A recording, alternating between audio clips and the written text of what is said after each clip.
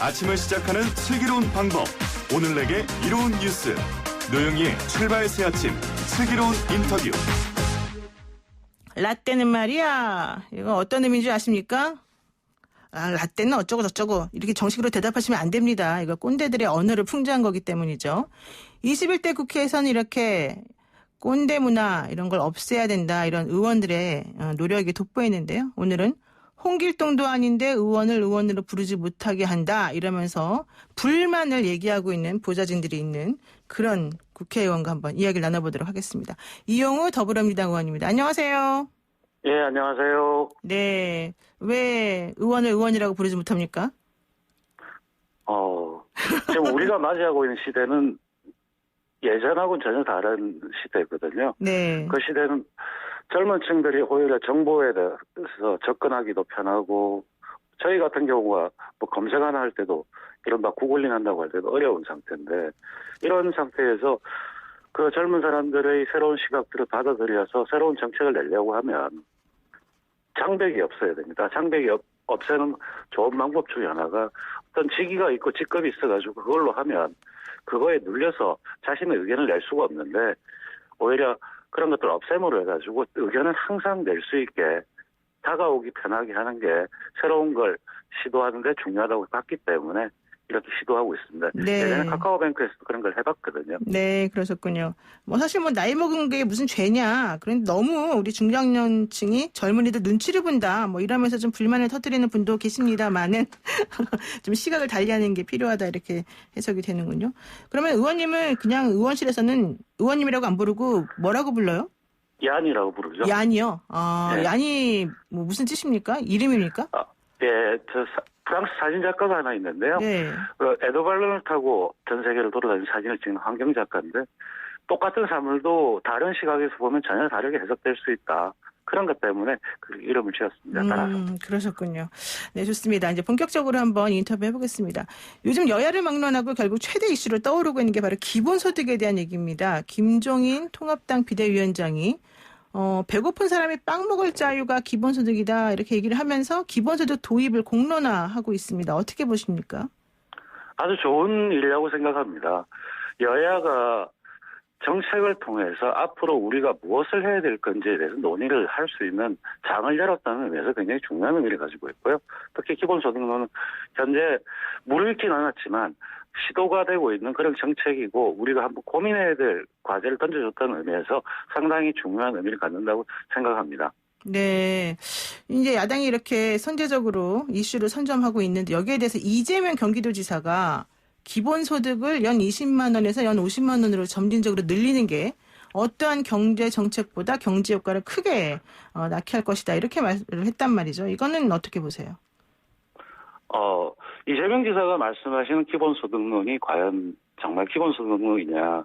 그런데 약간 이견이 있을 수가 있습니다. 보통 기본소득론은 모든 국민에게 다 준다. 보편성과 어떤 조건 없이 무조건성, 그리고 국민 개개인을 다 주는 개별성, 그다음에 매번 주기적으로 항상 줘야 되는 하고 그다음 충분히 줘야 된다는 그런 의미가 있는데, 이재명 지사는 하나의 시도이지만 의미는 있죠. 어떤 효과가 나타나는지 그거에 대해서 보려고 하는 의미가 있지만 그걸 기본소득이냐 아니냐 하기에는 약간 논란의 소지는 있다고 봅니다.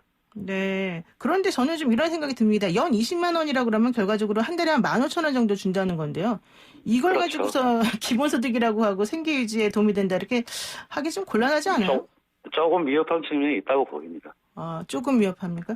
그런데요, 이제 우리 그 의원님께서는 1992년에 현대경제연구원에 입사하시면서 카카오뱅크 신학까지 결국은 이제 실물경제의 대명사격으로 지금 불리우는 분이란 말이죠. 현실적으로 봤을 때 이 지금 논의되고 있는 기본소득에 대한 개념, 정의 혹은 방향성 이런 것들은 좀 맞게 가는 거라고 좀 봐야 될까요?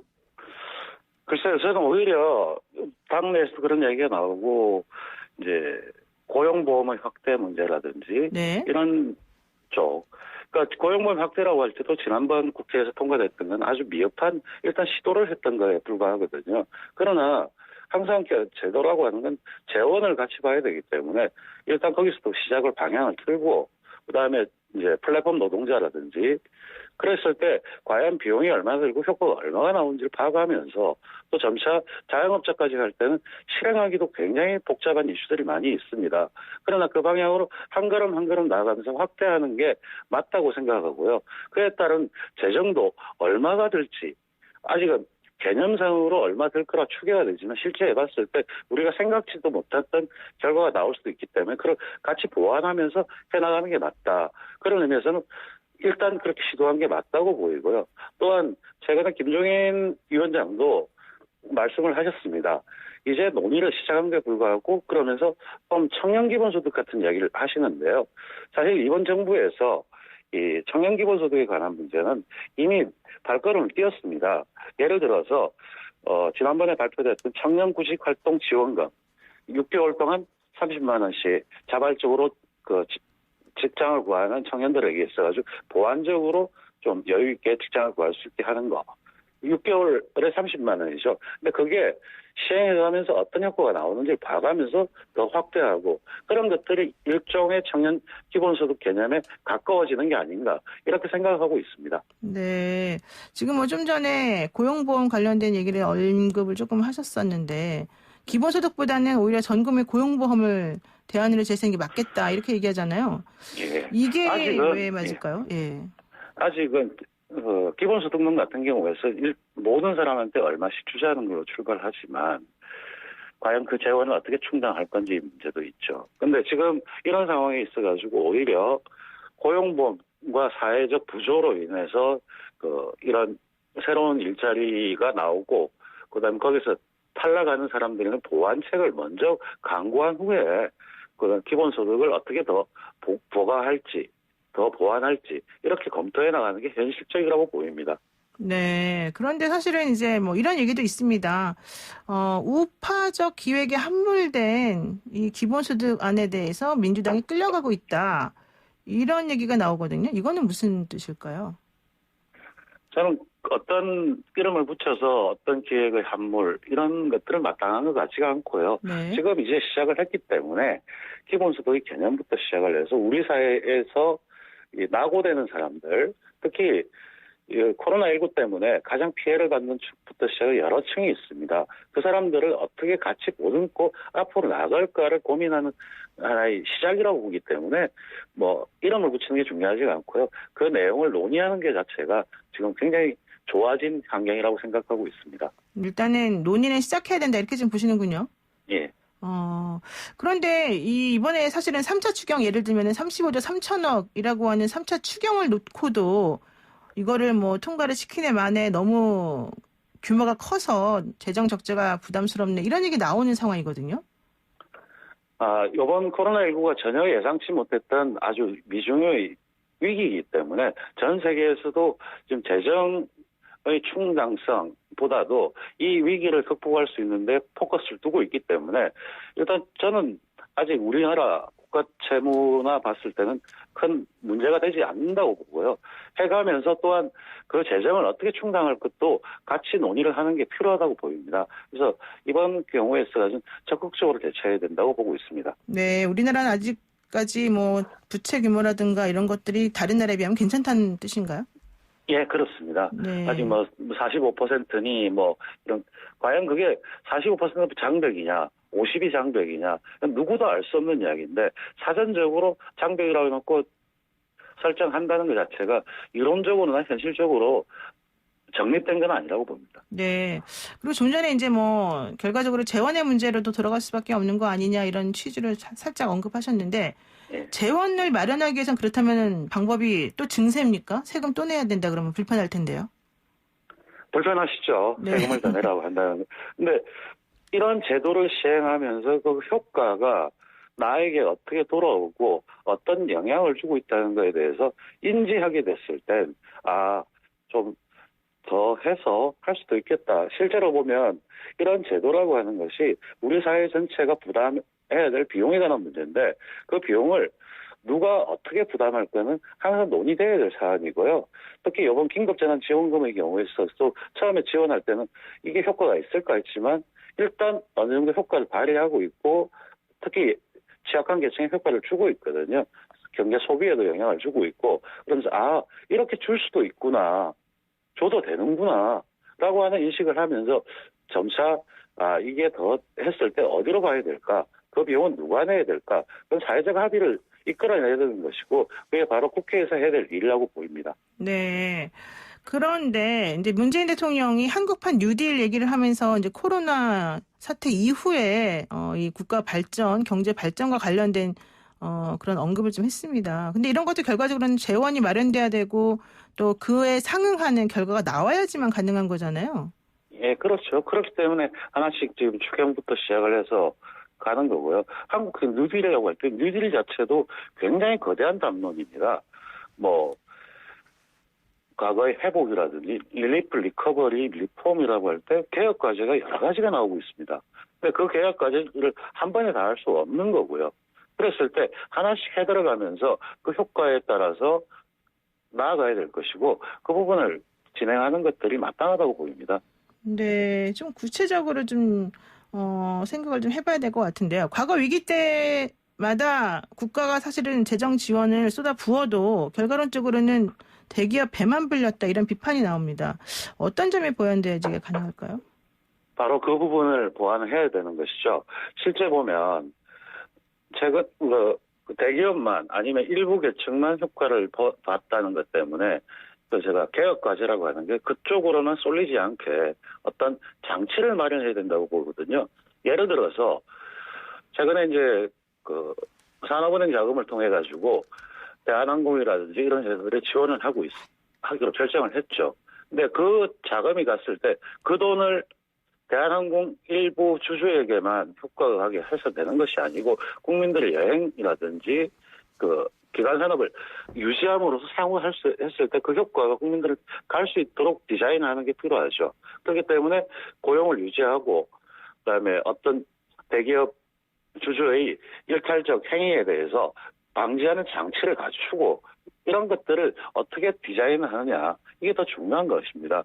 결국에는 이런 지원 자체가 그러니까 제도가 중요한 것이 우리 국민들의 삶을 어떻게 보느냐 이런 문제로 접근하는 게 마땅하다고 보입니다. 그래서 뉴딜이라는 이름 뒤에 가장 정부가 재정 지출하는 것이 중요한 것이 아니고 그 뒤에 사람과 사람 간의 관계, 그 효과를 어떻게 미치게 할 것인가 이런 부분에 세세하게 디자인을 해야 될 겁니다. 네, 그런데 또 이제 한편 생각해보면 결국 우리나라의 경제를 살리기 위해서는 이 체질 개선이 필요하다.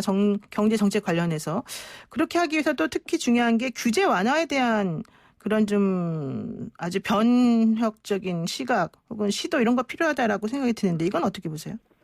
저는 규제라고 하는 것 자체가 하나의 사회적 합의의 결과인데 규제를 완화할 때도 과연 그 규제를 완화했을 때 효과가 무엇일 것이며 따져봐야 될 거고요. 또 하나는 오히려 규제를 강화시켜야 될 부분도 많이 있습니다. 최근에 안전이라든지 질병, 환경 이런 걸 강화해야 되거든요. 그렇게 규제를 강화하는 건 결국은 기업에 부담을 주는 행위가 됩니다.